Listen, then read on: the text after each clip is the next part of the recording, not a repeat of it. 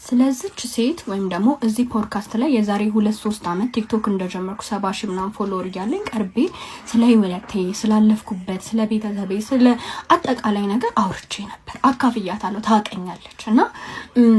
የሆነ ሰዓት የፍርድ ቤት ክርክር ስለነበረ ደውዬላት እንደ እናት ሰግቼ ማለት ነው ይሄ እዚህ ላይ ቤት አጋዥ ላይ ልጄን እየጣልኩኝ ሀረር ሄጂ 2 ቀን ምናምን ልብስ ሰብስቤ መጥቼ እሸጣለሁ ምናምን ያልኩትን እንደ መረጃ ተወስዶብኝ ልጄ እንዳልነጠቅ ስለዚህ አጥፊልኝ አልኳት እንደ እናት ከዛ ኦኬ ምናምን ብላ አጠፋች አሁን በተፈጠረው እንደ አዲስ ሄዳ ቲክቶክ ላይ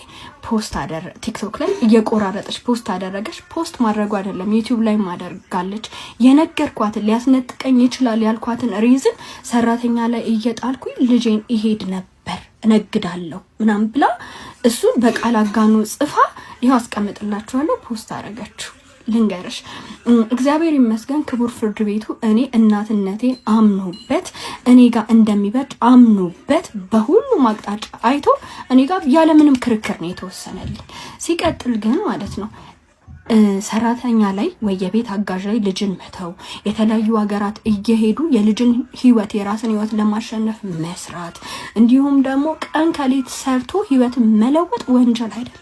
ጀግንነት ነው ለማንኛውም እናት ማለት ነው አንቺ የ5 ልጆች እናት ሆነሽ የኔ አንድ ልጅ የሆነ ነገሬ በራሴ ጥፋት ተነካብኝ ብለሽ ለማስነጠቅ ይሄንን ርቀት መሄድ አላቅም ህሊናሽ ምን እንደሚወቅስሽ ግን ደግሞ ይሄ የለቀቀችው ዩቲዩብ ማለት ነው ብዙዎቻችሁን ያስተምራል በምን አይነት መንገድ አልፌ ደግሞ እግዚአብሔር ምን ያህል ረጂ አምላክ እንደሆነ እንድታዩ ሄዳችሁ እዩላት በደንብ ልቀቂው አንቺም አመሰግንሻለሁ እግዚአብሔር ይባርክሽ ልጆችሽን ይጠብቅልሽ